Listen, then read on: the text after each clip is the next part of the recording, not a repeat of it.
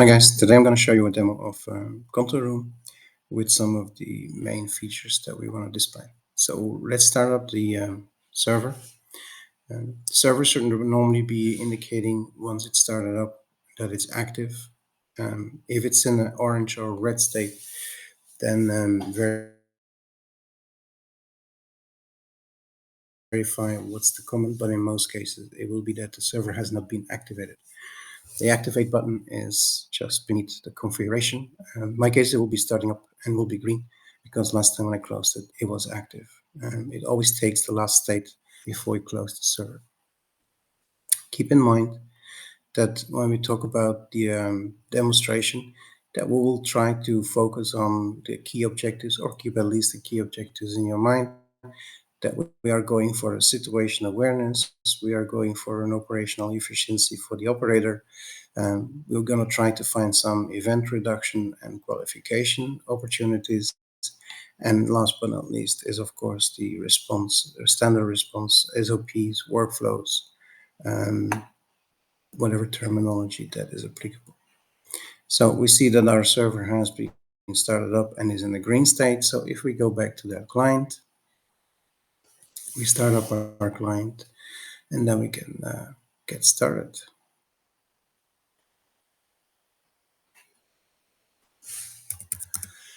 All right. So one of the advantages, or huge advantages, according to me, of this solution is that actually it can be completely customized layout. So the GUI, graphical interface, or graphical user interface, could be designed the way you want it. In theory, software starts with this kind of page, black page. Just to show you a little bit, I'm going to do the whole design of the layout. But if I would take, for instance, this layout, then you would start seeing already that actually that represents the top part where we have our menu structure. And then we have a bottom part where in this case we are looking at active history. So based on experience, based on best practices, based on feedbacks from customers, we have put something together that we think will fit majority of needs applicable on the market. Now, very important, this page can be changed to whatever functionality that we want at that moment. In this case, it's an alarm history or an alarm activity list. It's not history, activity list. This is an activity list where you can see there are activities going on behind the scene. You also could have, for instance, a command center. So this functionality, this page can be having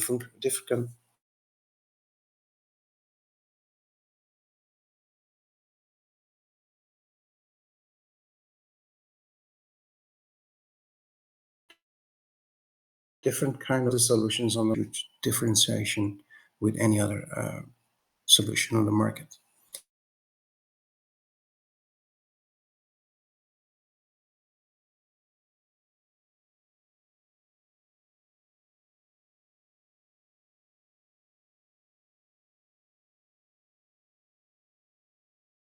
It is not having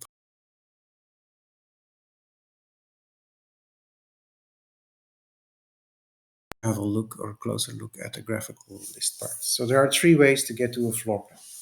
And I know a lot of stuff is already common in the market, but still show that we have the same possibilities. You could go through a tree structure and then go to the specific floor. You get your floor plan.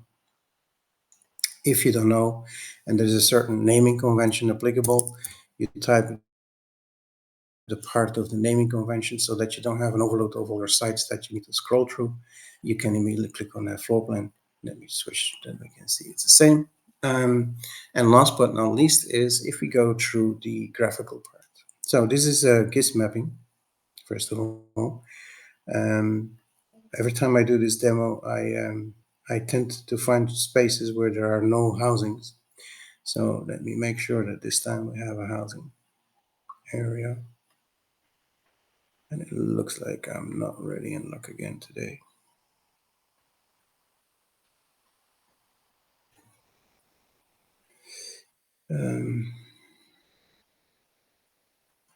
Wait a minute, let's get out of here and let's zoom in. on this region. So as you can already imagine, and you can already see, the further you zoom in, the more details you get. So this is really GIS mapping. It gives you a feeling that it's like a quick screenshot, but it's much more than that. Here you could say, I start with a continent or the world, if you're a global company. You click on, and then you can see, for instance, in the States, all the different states with your locations spread over the different states. You could go to your location. If that location contains more than one floor plan, I would suggest you start with a page of a building layout that you could say, I have a second floor, or if you go back, I can click on the first floor, and then I get the same floor plan. Once you have a lot of stuff going on the same page, it might be a little bit crowded. Because in our advantage is that we can put all the technologies that you ever want to connect to of that site on the same floor. I want to deactivate the icons temporarily, or I want to deactivate the cameras and make it more clear because I'm looking at inputs, outputs, or intercom systems, like we have here, one on the corner. But it doesn't mean that you deactivate the symbol.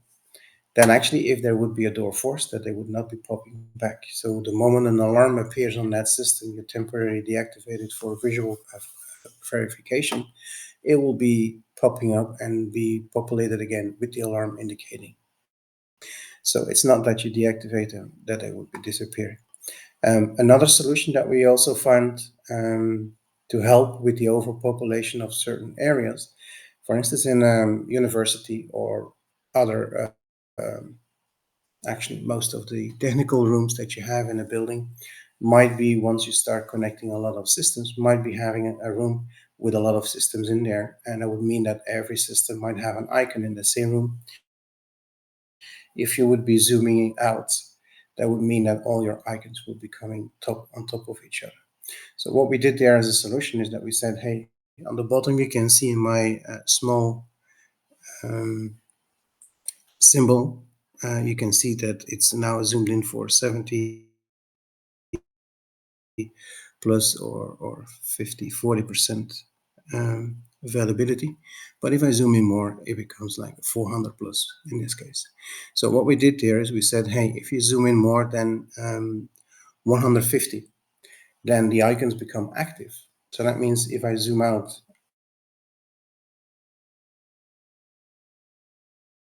I can walk around. But the moment I go into detail to a technical, the icons become active once I get above 150 zoom in. Another fun part of having all these technologies on one floor plan is that you also have all the features. I mean, this is a command control solution. That means you would be able to lock, unlock, or grant access in case of access control. But in case of intrusion or fire, you would have other functionalities or non-security.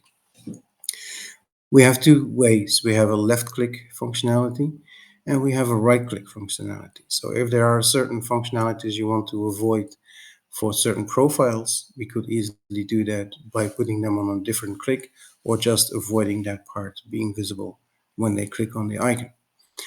You could also say anything which is command should be on the right click or left click, whatever, and then other functionality should be on the other click. Those are also possible. Again, what we show you here is an example in this,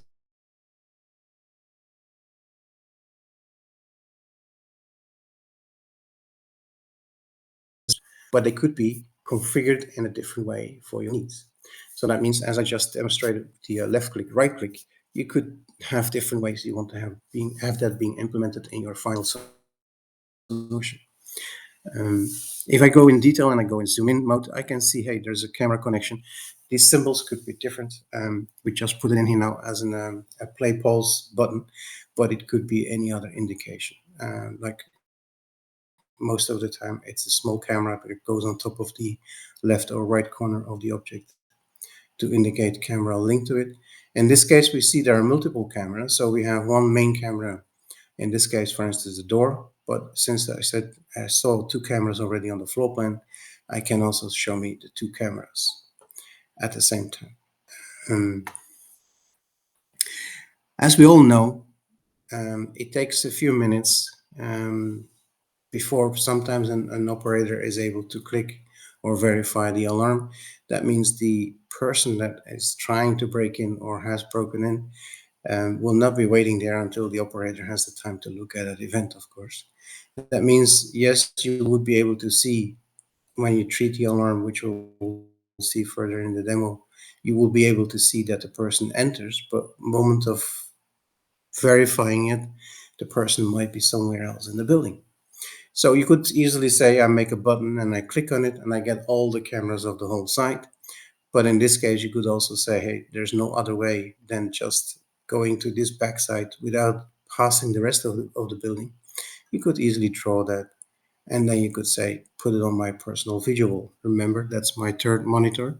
Or in case of critical situation, you could drop it on the visual for all the operators to be visible at the same time, which makes it extremely easy to follow up without a lot of efforts.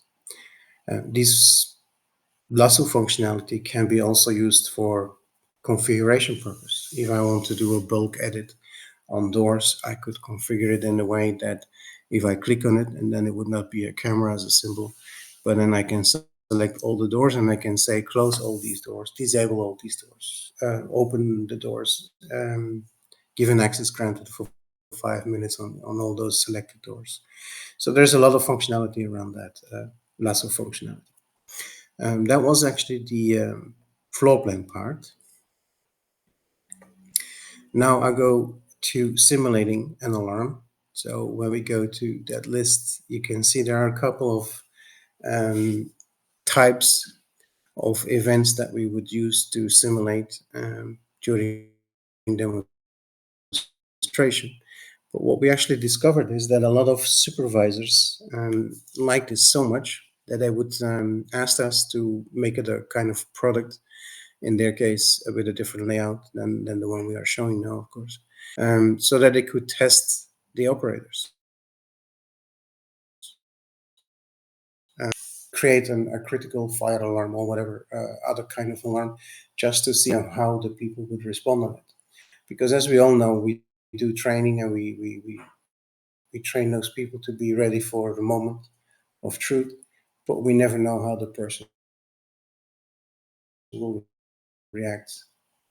Say, hey, I'm going to try out and see how it goes. People also use this to train new operators.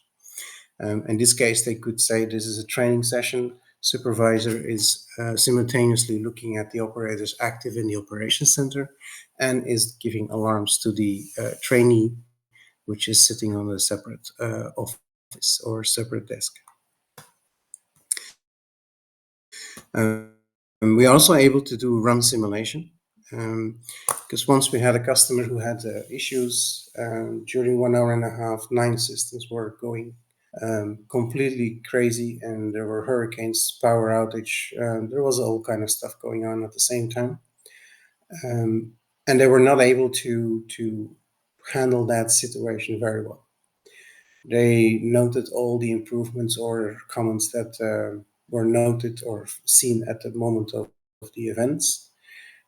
They changed their operation. They were never able to say, hey, let's test if this would be now really the solution to our problem that we had at that moment. Luckily, they are in a critical infrastructure. So they collected the data of those 9 systems of that 1 hour and a half just for future purpose. At that moment, they didn't realize that it would really be possible. What we did is we pulled in those 9 systems data and were able to simulate that. So by running the simulation, in this case for that customer, it would be going back in time to when they have that issue, and it would be playing those 9 systems and all their similar events at the same time as it was happening at that moment, where they would be able to simulate and test to see if their improvements that had taken place, if they would be really sufficient or not, or if further improvements were necessary. So that's the part of the simulator. When I go to the simulator, you will see that most of them should be in green, except this one, because that's the opposite way of working, but I will come back to that later. But in this case, we're just going to create a door forced. Door forced comes in. We have a lot of information going behind. We know, or we can see here that there are video and there's a floor plan. So there's a lot of information going on. When we click on that, we will get the alarm workflow. The alarm workflow will give you the way of controlling the event. If I do a quick opening of our configurator, and I'm not going to go too much in detail, but I just want to show you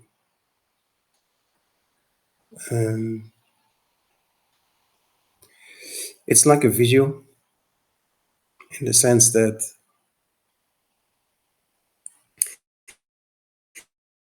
you have branches, you have actions, you have go-tos. When you design them properly, you will be able to nicely develop every case or every situation. I have not met any workflow or any situation that we cannot translate in a nice process. Most of the time, I'm trying to keep the rule of waterfall. Once you go down, you don't go up anymore. You always can go further down, but then as you can see, you start copying certain parts or repeating certain parts since you're in a different part of the workflow. If people say I want to start already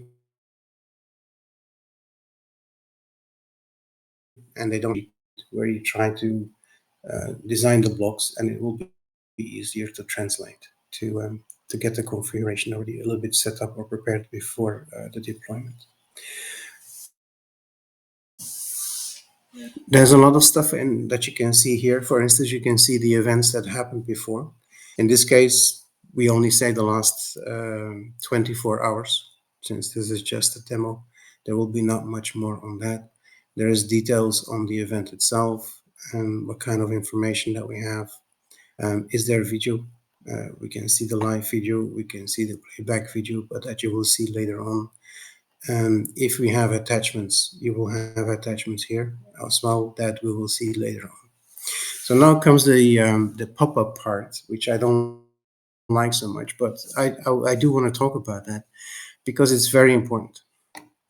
Most of the workflows that are on the market are just the tree structure, as I just showed you the video, where you can say I have question 1 and then answer 1 gives you question 2. If you answer 2 on question 1, then you get question 3. So that structure of having questions and answers combined until you get to a certain result, I think quite a lot of softwares do already on the market. Where do we differentiate is that we are able to really drill down. You can see next on the next few pages, you will see one page is not just a strict question where you need to answer. One page could be a collection of data, because as you remember in the PowerPoint, we talked about that the SOP will be helping you to do root cause analysis. So you could easily add a lot of tick boxes. For an operator, it's easy to do a quick tick box instead of writing a lot of text. You could say tick on what is all applicable, and then afterwards, out of the software, you can do the root cause analysis because you're collecting that data. It's also interesting if you have a multi-country or a multinational with multi-language, because that means your workflow will be adapted to the person that logs in. Nevertheless, the tick boxes and the drop downs will be all on the same place, but the people can read their own language, and then it would be very easy to do that root cause even as a multinational. Since we are saying I will need to investigate a video and a floor plan, by clicking next, I will be opening, since I'm working on a one screen, I will be opening the video and I will be opening a floor plan. So that's a first differentiator. We are not just doing menu structures and next questions, but we could, behind buttons, we could put actions. And this can go anywhere. Since you're connecting any system to that, it could be any action that you're doing. Just to give you an example, you could say, hey, when I click next, I want to activate the lights on the site that I'm going to verify now. I have done installations where people say, when we come to verify, I want the lights to go on. When the verification is finished, I want the lights to go off. Those are, for instance, functionalities you could put behind the next buttons in a workflow. In this case, we just said, hey, show me the live and show me the playback. You remember, this is our main door we saw on the graphical. I can take snapshots from the live. I can take snapshots of the playback. When I go into the image, you see that small bar where you can go back in time. If you say this is, I want to check something else, and this you can do in live and in playback. Very important. Now it's only one camera, but very important is that even if that site would be constructed out of 4 or 5 different video systems, nevertheless, that would be the case. Our operator would just see all those cameras combined on that site as one big video management system, independently if it's now a Milestone Genetec Complete View, a Vision, whatever system that you guys are looking at this moment. Preferable Complete View, of course. Logical. When I'm finished with my evaluation, as you can see, the door is flashing. You could say the door could be flashing red as well. Doesn't have to be like this, but I have been told by a medical organization that actually red flashing is not very good for the operators if they need to look at a screen all day with flashing items. But the functionality, you could configure it that it's red. When I go to my simulator and I close the door, I will see the real state of the door. So it's not that it takes a certain momentum of the event, but since I didn't finish my workflow, since I didn't finish my case, it's still flashing as, hey, operator, something happened on this door which you didn't conclude yet, or you didn't finish the event that happened. But in the meantime, you can see the real-time state. I will close this one as well and go back here. Now we had the opportunity to see the cameras, right? Because they were linked. We know the place. We know which camera is looking at what. We could easily link those cameras together. But unfortunately, there are a lot of installations that we have no idea which camera is looking at what. We do know which recorder is on which side, but we don't have the details yet of which camera is where and which camera is looking at what. So therefore, you could have a functionality, and I know this could be much nicer in design, and that will be definitely possible. But in this case, I just did it as a purpose of, I want to show you the power, the real power of that workflow mechanism. First of all, as you can see, or maybe you didn't notice, but if every time I click on something, everything that I do, every click, every action as an operator is registered. Who, when, and what, where. I mean, in this case, if I would click on a camera, there would be a linking of, hey, you clicked on camera 15 of site Y. In this case, I'm asking a functionality as a tick box within the workflow. So normally you would expect now when I do next, that I actually go to that next page. Remember, question, answers, result is another question or a certain ending. In this case, I have selected items, but I also ticked this box because I have no clue. I didn't see anything on that camera. I didn't even know which camera looked at the door. When I click next now, I am actually not going to the next question.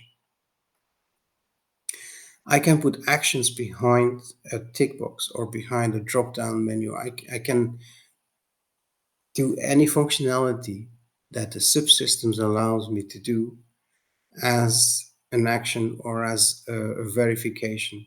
I could say, hey, I'm going to verify if the guard is on site, or I can verify the temperature, or I can verify, as I said before, if the lights are switched on or not.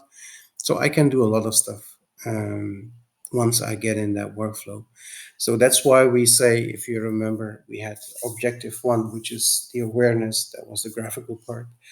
The second part is we will help the operator to do their actions. So when we do the workshops and we analyze the action of an operator, we will determine which actions could be done automatically or which actions could be done or has to be done by an operator physically.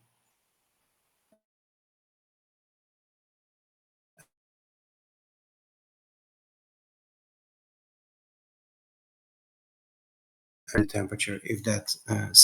In this case, we are looking at for more details of a camera because we have no linking. I could say, hey, give me all the video of that site.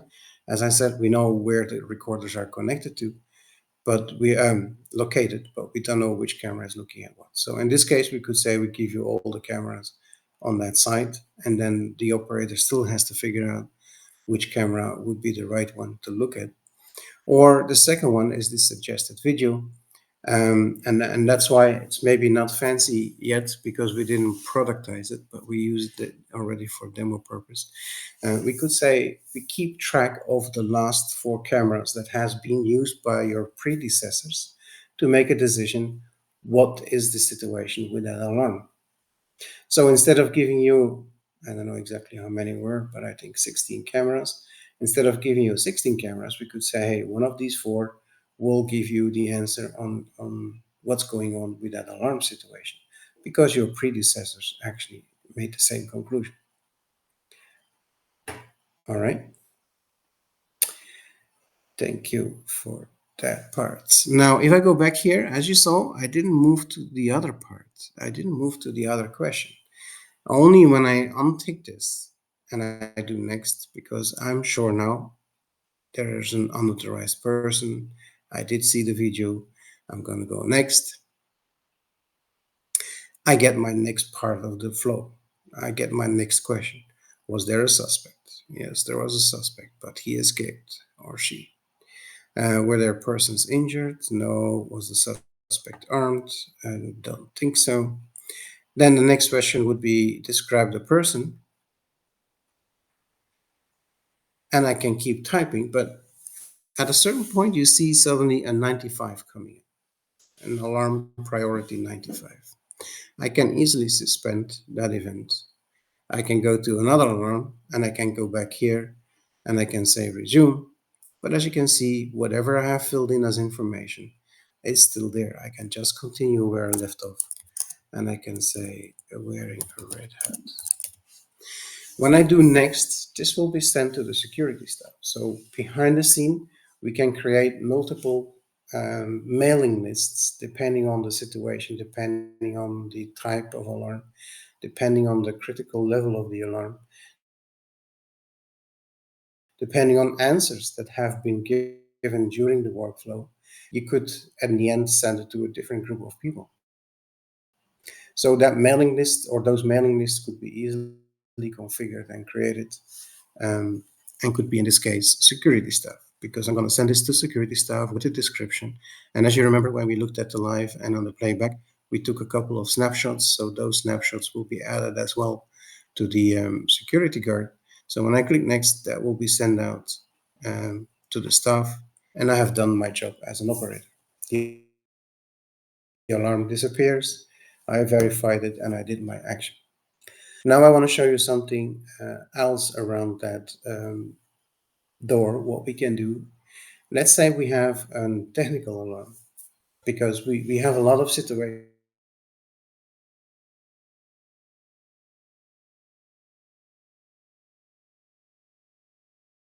too long, because there's a technical issue. The contact is defect. The reader is not working properly anymore. There are several technical reasons which could cause also an alarm to appear. So let's take that alarm again. But this time, when we look at the analysis and at the video, we come to a conclusion that there is actually no intruder, but we come to the conclusion that we have a maintenance issue. Now, most cases, maintenance is connected to a different department. Operators will be creating a report for the maintenance or an email or a ServiceNow ticket, and then it disappears from the records because there is no other integration possible. It's also possible that my colleagues in 1 hour will get the same alarm and create the same ticket, or the colleagues in the next shift will get the same alarm and create the same ticket, which creates a wonderful relationship between the repair department or facilities and the operators, because they don't understand each other or there's no interaction between the two. That's why we decided to have a more common sense between. So we could say we integrate ServiceNow, we handle the tickets, we try to complete as much information on that ticket. Like this, we also avoid that we are making tickets multiple times. And we can also follow up the state coming back from the technical department to say things have been solved. So let's say in this case, we go on and we say, hey, there's a maintenance issue on that door. And let's see, there's apparently already a ticket on it, and the ticket is the 155 with glass broken. Now, if we go back to that graphical part and we have a look, yes, in case there is an alarm, you would see in which country, in this case, in which state, and which floor, that is all indicated. So we are still here on this one. And maybe you noticed already in the previous part of the demonstration that there's a red wrench on it. And we could also say, hey, show me the information of that ticket. The information of that ticket is exactly the same as we saw in the workflow. Let's imagine that we don't have the ServiceNow integration. This is an internal basic ticketing system. If you don't have ServiceNow available, or if you don't have any other ticketing system, we still can give you this feature. Why I find this very important is, at this moment, for instance, the alarm comes in at a priority 50. When it turns out not to be a real alarm, as in the sense of security or related alarm, but it's more a technical alarm, we could say we'll change that priority. Once we come to that conclusion in the workflow, we could change that priority, that it becomes a priority 2, for instance. And then we could say that the guards or the operators are looking at anything above priority 10, from 10 till 100. And then we have another department, which in this case would be the technical or facility department, and they are only looking at priorities between 0 and 10. So that means my 50 that just came in could easily change now, if I want to 5 or 2 or whatever the situation, depending on which operator or which technician I want to look at it. And then that would be moving. So that same event would be moving around in my installation. It would not be dropping off the table and say, hey, this is for facility, or facility would not be dropping it. That same event would have flow within the same software, but also through the organization, that you go from operator to technician or facility. And then once they say, hey, this problem is solved, it comes back to the operator.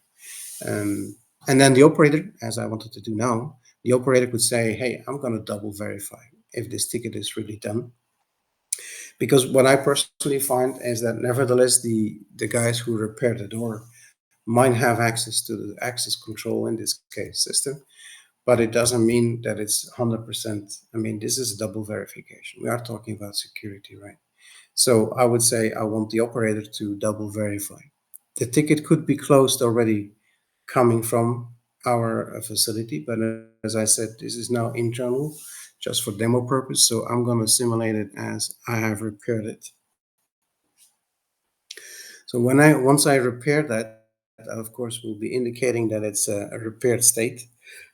And then it's up to the operator to say, hey, I double checked this in the system, and that is really working properly now. So I can remove that maintenance part on that door. Let's say we were at that stage going through another situation, and I come here and I come to the conclusion, hey, on that door, there's a maintenance issue. When I do next, just before he was saying there is an alarm, or there's already a ticket, in this case, he will not say there's a ticket. In this case, he will say, what's your feedback? And handle is loose. Ticket is created. When I do save, my workflow is finished. And as you can see, the ticket is created on the floor plan if I would have another workflow passing by this door for a maintenance issue, it would tell me that this ticket is existing. And the ticket that we created is handle is loose. And we see that it tells you all the other information that we have available already in advance. So you don't need to type or retype or copy paste all that information. It's already put in there. While we are looking at it, we see here that there is motion on that camera. So you could have, like I said before, with the pop-ups or indications as extra indication on the icons. You could have, like, for instance, in this case, was a motion detection. While we are here, I would just tell one thing because I actually forgot. I talked about the intercom. So we can make phone calls coming from the software to the intercom, but we could also receive phone calls, right? So if somebody would be at this door and says, I need access, I can pick up that phone call through the headset of the operator and then do the necessary action to say, I want to give you a grant access so that the person can come in. Or you could also automate this if there are certain situations that allow that. Then I think we can, another thing before I go to the next one is, so since I didn't close that, you saw that also on the floor plan, my door stayed in open state. Since I didn't close that, nevertheless, I have finished my workflow. It still stays there because it could be that we change this to, again, another priority, that it disappears, or we can change it based on the state. And then once I close this, then that alarm would disappear. So you can have an alarm, nevertheless, it's totally handled and already passed through. And as long as it's not in a normal state, it stays there for double verification. But as you could see, with different colors. Color combination could be done the same way as we are using them in Symmetry today. You can define them in every kind of state, what kind of color you want to have. Background color, letter type color, any option is possible, to make sure that the transition from the as is to a new solution is as smooth as possible for the operators. Another thing that I would like to show is, for instance, the building management control. That's something that is not security related. Why I want to show this is because I want to demonstrate that we can also integrate non-security. The non-security could be started just by saying, give me some information about a sensor. Why I'm doing that is because it gives you a little bit more information about the graphic. If I would be playing around and changing that that manually, which I can, if I do the same thing as the buttons are moving around now automatically, but at least it gives me a graphic, which is nice. Also generates me an alarm. In this case, we said if it goes above 90, it should generate a temperature alarm. If it goes above 100, it's a critical alarm. When it resets below 100, it becomes a temperature alarm again. As you also saw, we had automatically activated the fan once it goes above 90. When I look at my alarm list, I only see my 90 in there because that was the temperature alarm. Now, since the process is finished, I will now change it manually. Let me put that a little bit like this, maybe on the other side. Okay, and I will change the temperature to above 100. As you saw, it was orange only. Now it's red and flashing. But not only that, so next to that temperature alarm, which has appeared 41 times, as you could see with that graphic going up and down, when you go below and above 100, you can keep track of how many times did it actually went above and below. Also here, this is just an example. We can go much, much further in there, but this is just an example to show you the flexibility. But what is the other flexibility I want to show you is that once we see that it goes above a temperature, we actually create a new alarm to say, hey guys, this is a high threat critical And unfortunately, we have chosen 50 as a priority, but this could be a 99, for instance, because since the temperature alarm is already a 90. Now, as I said, we chose to remove that if the temperature goes below. So now we have a temperature below 100.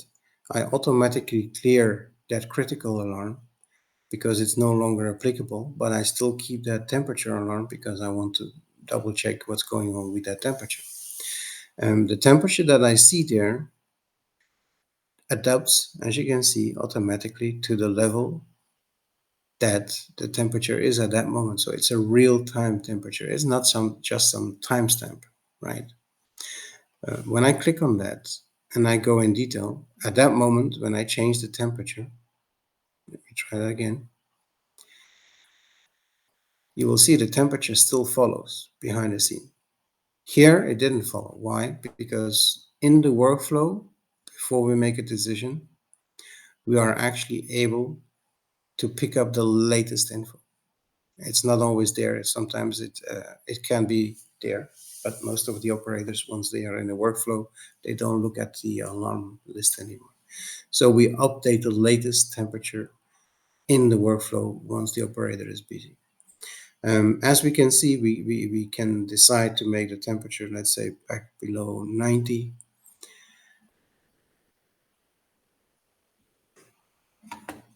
Now it becomes 85. And then I can say, hey, yes, I want to turn off the fan, because remember, we switched on the fan because the temperature went above a certain degrees. The fan is still on. So I can do also actions coming from the workflow. If I would say now yes, and I go back here, then you would see the fan is switched off. So this is a part where I wanted to show you picking up information from other systems, which are not security systems, but also executing actions.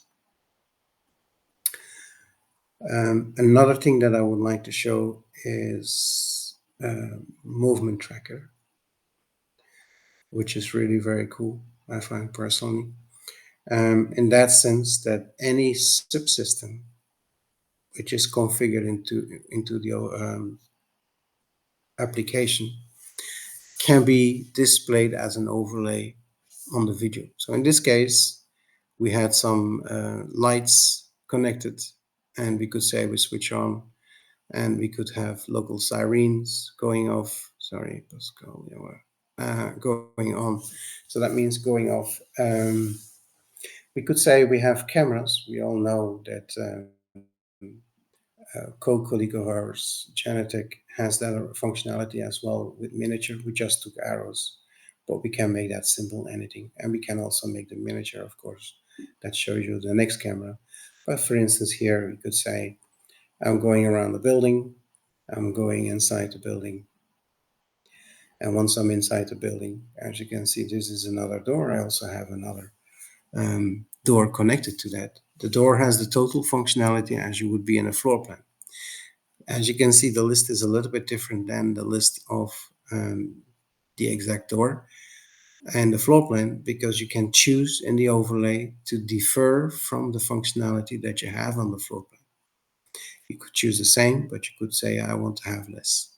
If there would be a ticket number, there would be also information, because since I don't have the show tickets, we decided, for instance, in this case, for demo purpose, when you go over it, you get the information about the door, you get the state, and you get a ticket number if there would be a ticket number applicable. When I go back now to that front door, which is a more interesting door in the sense that it's the door that we have most of the time activities on in the demos. So here you could see I have my ticket. You remember that ticket that I just created in the workflow, the 156. I can see there's a ticket. I also see the wrench on it. And as you see, the wrench is not on the same place. So we really have a lot of flexibility and possibility. When I click here and I can see then recent states or recent events, it should tell me quite a lot, because I have been creating door forces and I have been changing status. So as you can see, I can see the latest. I can decide now to have it the last 24 hours, but I could have it differently. I could say the last 100 events, the last 50 events. I can also change that to not only the door events, I want to have the events of the whole site. So I can have a clearer view on what's going on. Once you're here, independently of which system is behind the scene, of course, you could say, I want to have a quick playback of 5, 10, or 15 minutes. But as you could see on the bottom, as I showed you in the other case already, you could easily scroll and say, hey, I want 20 minutes back, or 15 or 17 minutes back on the moment that we are looking at now. Another interesting part is the user audits. So this is actually, well, there are two ways. So one is the user audits itself, but another thing is that we can actually make dashboards, all kind of dashboards. This is one example where we could say I have administrator or I have whatever installer, and then I can make dashboards. This is now just again an example. There would be 40 events of that day. The installer did a little bit more than 10, I would guess 11. It took about 5 minutes to respond averagely on an event coming in. But what I notice is that he takes about 15 minutes to handle the event, which is quite high. So that would mean as a supervisor, I'm able to say, hey, based on what I needed, I can see what are the needs of my operators. So in this case, I would try to go in detail with this operator on what kind of events and what was the case. So it could be that the operator needs more training, or it could be that we need to change something on the workflow or the way we handle that type of event. At the same time, since you remember, we register everything, every click, every action of an operator. That means if we don't register anything, that means they're not doing anything. And that would be the downtime, so the inactive time. Doesn't mean the operator is not doing anything else. Could be doing emails, could be other activities, but is not working in the solution control. So this is audits, but audits could be also in a more classic cake shape, bar shapes. Well, this is no bar shape, but could be about how many events came in general, what's the average response time, and more as a team event. We do notice that this one, the user audit part, is quite popular for supervisors because you can quickly see where are the needs and what's the activity of your people at the time itself. Then another item that I would like to show is the AI chat. So we are in the progress of testing, creating and testing, let's put it this way, an AI agent, which is trained to be control room specialist as well as access control specialist, and where we can ask questions about our installation. Now, for the purpose of testing, we have put, I think, about 6,000 and a half events somewhere in the cloud, so that we can worldwide have customers and colleagues testing it to prepare us for the next stage. So in this case, I will ask him information of my installation. What kind of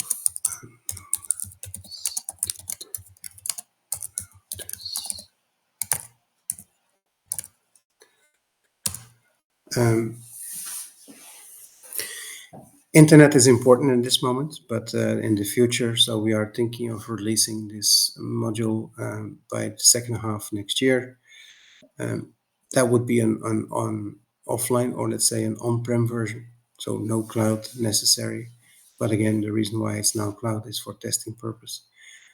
The module would also have, because you will see based on a couple of questions, that he can give you details or data. Well, it would be nice that that data can be exported in a kind of reporting style, CSV, While I'm talking about reporting, just to make sure that we didn't forget that. So I think about 20 years ago, Crystal Reports, 15, 20 years ago, Crystal Reports was the only reporting tool on the market. Everybody had Crystal Reports embedded in their software solution, as we did as well. But in the meantime, we have so many solutions on the market that actually it's no use to tie in with one solution. We also noticed that a lot of finance and facility departments from customers already have reporting tools. So if the security department could just jump on that same tool, we can connect with any reporting tool on the market. We do make lists, CSV exportable lists, if you need certain information about a specific item. And as I showed you, we can make dashboards.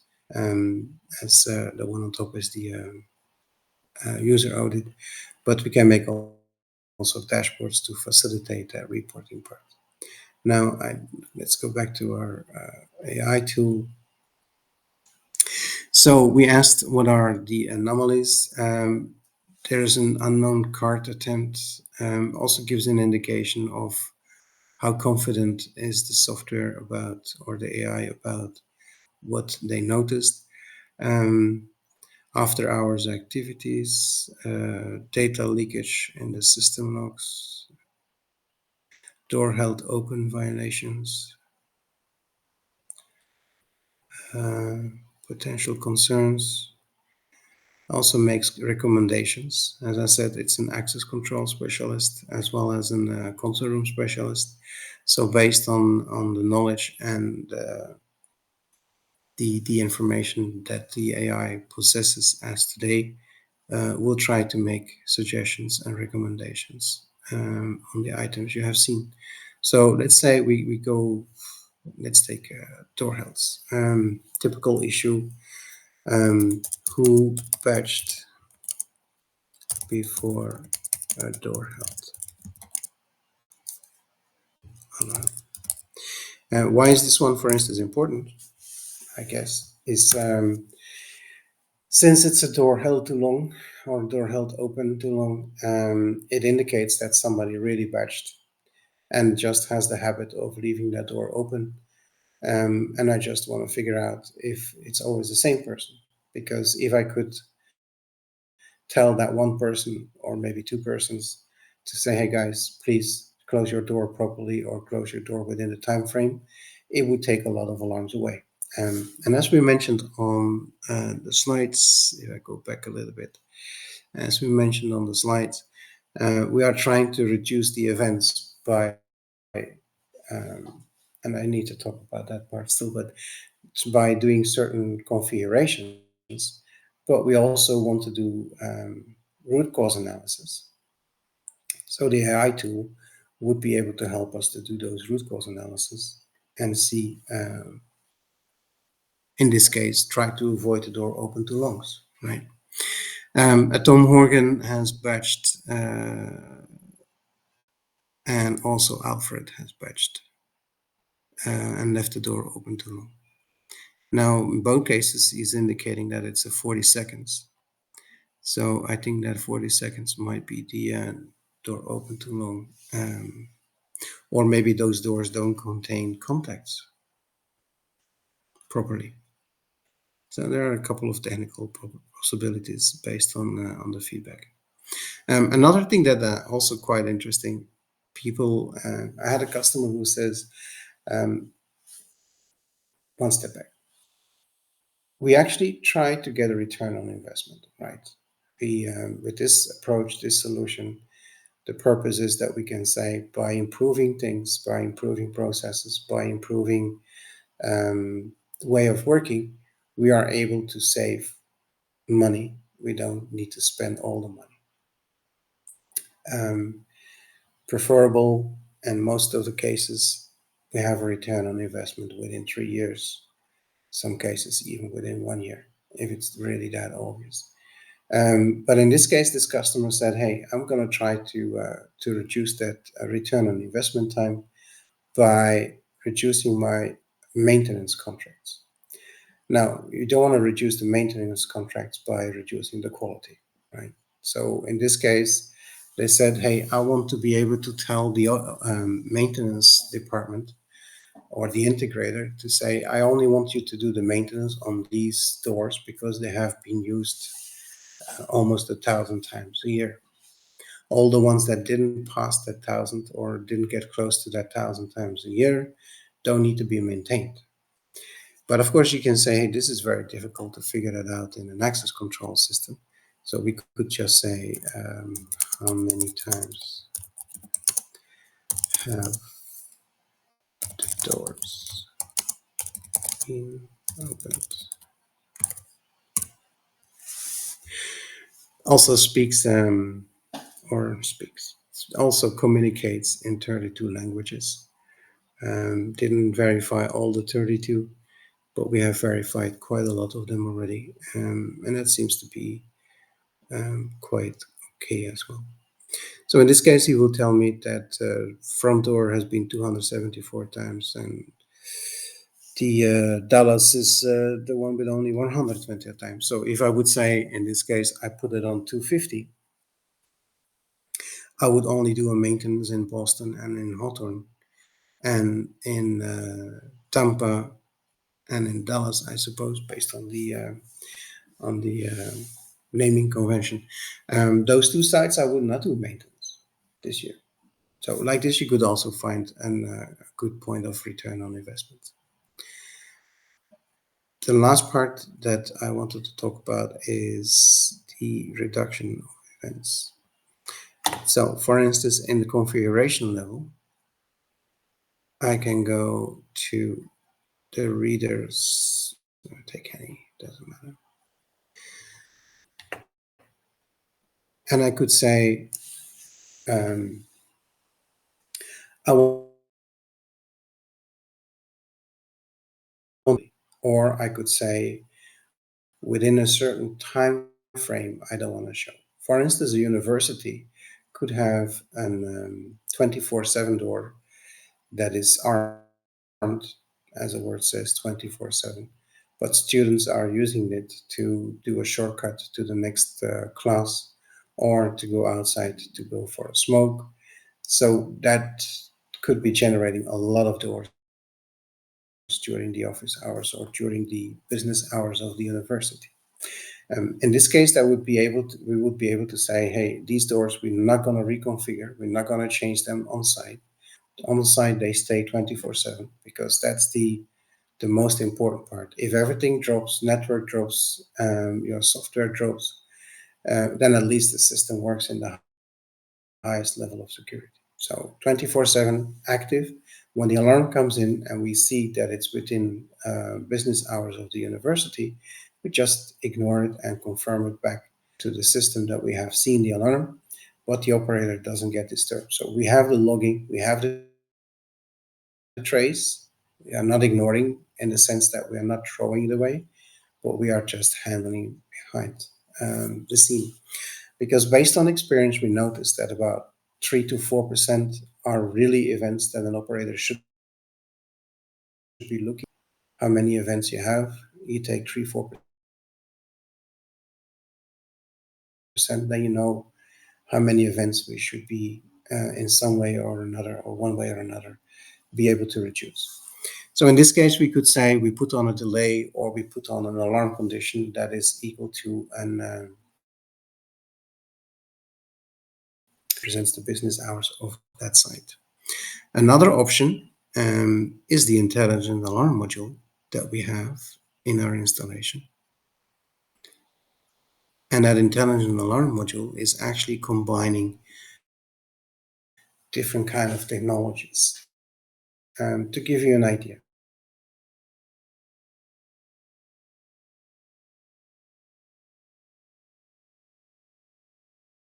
but when there's a storm passing by, it vibrates the metal door just enough to create door force all the time.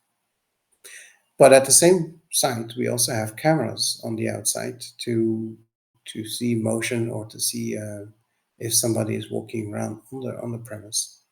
So that means we could say so if we have a door forced, but we don't have any motion on the camera, we don't show the door force to the operator.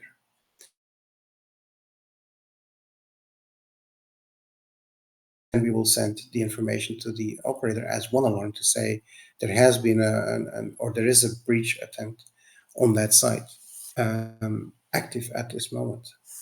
So we could combine any kind of alarm, any kind of system with any other kind of system, and then say these need to be in order, not in order. There's a lot of combinations possible. There's, for instance, an alternative way. A customer was asking to say, there is an 24/7 door, emergency door. I don't want anybody to get in through that door. But for the employees, it's easier to access the car parking through that door. So they don't need to walk around through the whole building.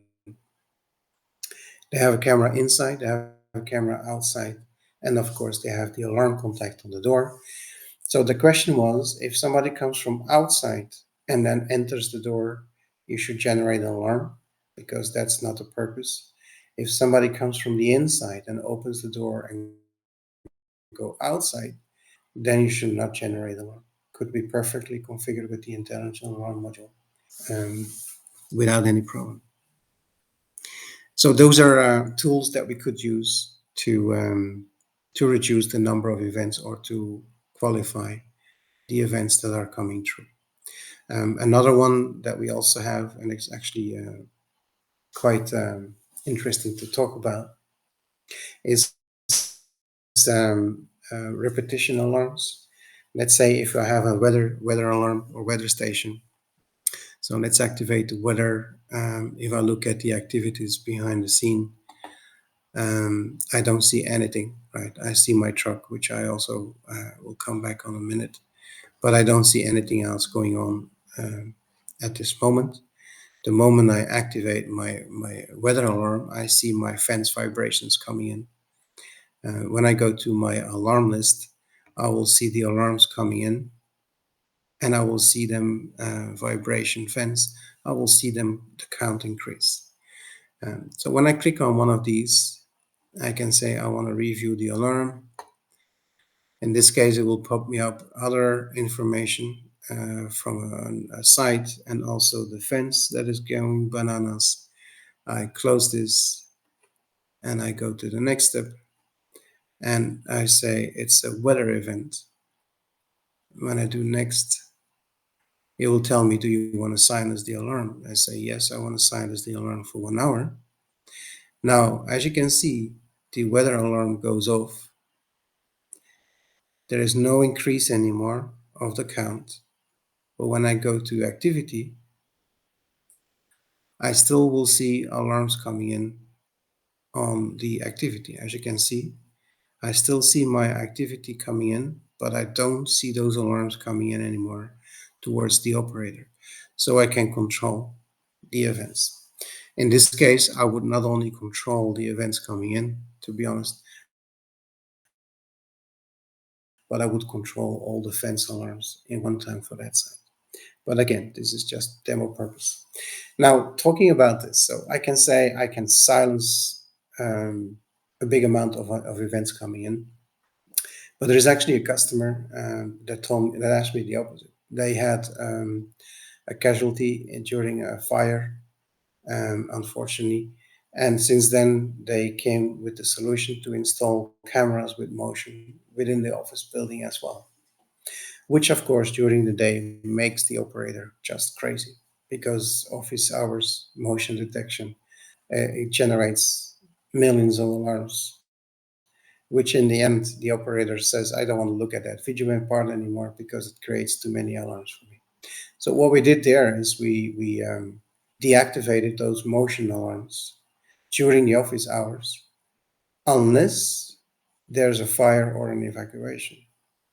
So that means during the day the operator doesn't get overloaded with the motion detection, but when there's an evacuation or there is a fire alarm, then we activate that motion alarms so that the operator can see is there still motion in the building and where is the motion in the building to guarantee that nobody get left behind during the evacuation process of the fire alarm evacuation.